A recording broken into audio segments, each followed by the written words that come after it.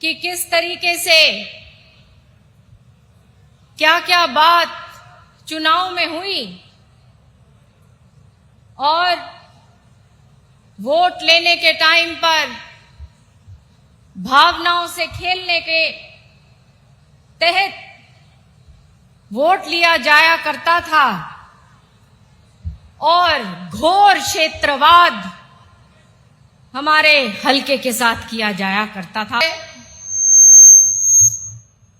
जिसने बहुत मेहनत कर अपनी पहचान बनाई और ये हलका कभी भी चौधरी बंसीलाल को नहीं भूल सकता। चौधरी बंसीलाल ने ऐतिहासिक लिफ्ट इरिगेशन स्कीम को लागू किया और इस हलके में एक जीवन रेखा के रूप में वो सारी कैनाल्स ने काम किया। उसी कड़ी में मैं हमेशा अपने पिता का संघर्ष चौधरी सुरेंद्र सिंह जी को याद करती हूं, जो आज भी गांव-गांव के वर्कर्स के हृदय में विराजमान है। मुझे बहुत खुशी है कि इस हलके ने एक मार्ग चुना और पहली बार यहां पे हमारे माननीय मुख्यमंत्री जी के नेतृत्व में कमल का फूल उमेद जी ने खिलाया आपके आशीर्वाद से। मुझे याद है कि किस तरीके से क्या क्या बात चुनाव में हुई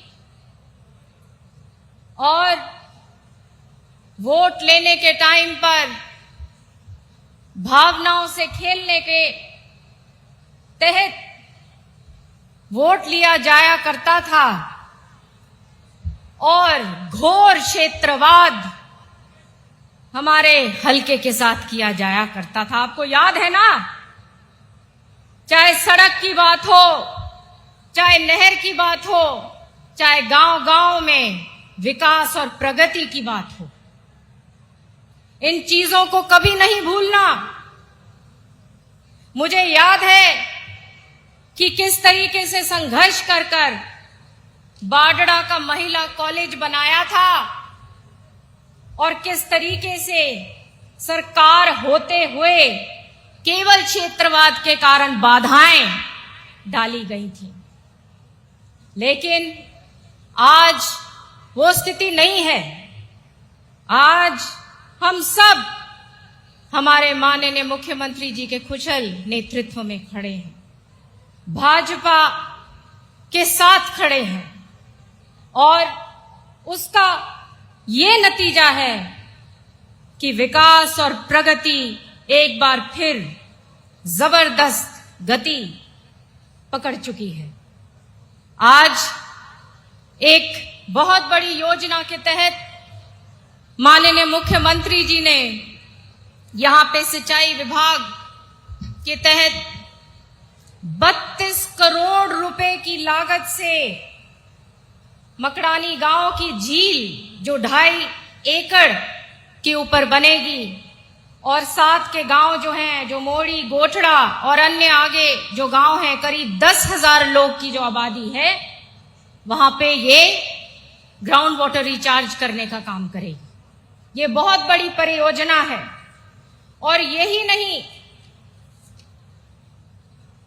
चीफ मिनिस्टर साहब ने अक्टूबर से जो जबरदस्त काम किया है, आपको मैं बताना चाहती हूं, 125 करोड़ रुपया इरिगेशन डिपार्टमेंट ने यहां के इरिगेशन के कामों के लिए, चाहे वो पाइपलाइंस हो, ड्रेनेज हो, सोलर सिस्टम हो, रिचार्ज वेल्स हो, नहरों को बनाना हो, जोड़ों को नहरों से कनेक्ट करना हो, इसके लिए 125 करोड़ की लागत से जिले को दिया है।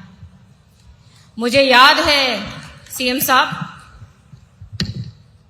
सतगामा और ये तमाम एरिया, हमारे एमएलए साहब बैठे हैं, और ये भी हमेशा जिक्र करते रहते हैं उमेद जी भी, कि किस तरीके से वहां पे जल भराव के कारण तमाम पानी की वजह से भूमि खराब हुई और लाख कोशिशों के बावजूद भी उसकी देखरेख नहीं करी गई।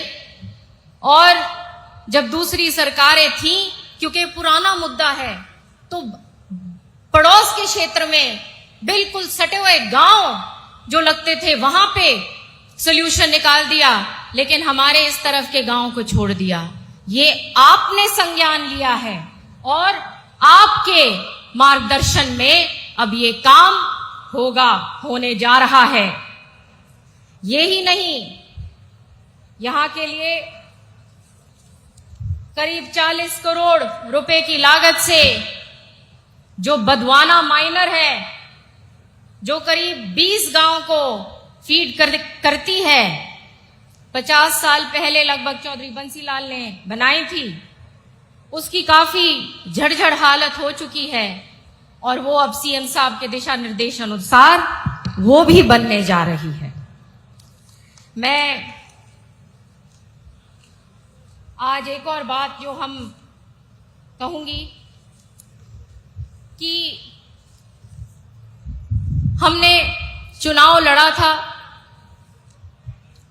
माननीय मुख्यमंत्री जी के नेतृत्व में और एक बहुत बड़ा वादा किया हमारी मातृशक्ति के साथ कि लाडो स्कीम को लागू किया जाएगा। 2100 रुपया हमारी महिलाओं को, हमारी माताओं को दिया जाएगा। जैसे प्रधानमंत्री जी हमेशा कहते हैं कि हमारी मातृशक्ति सशक्त हो।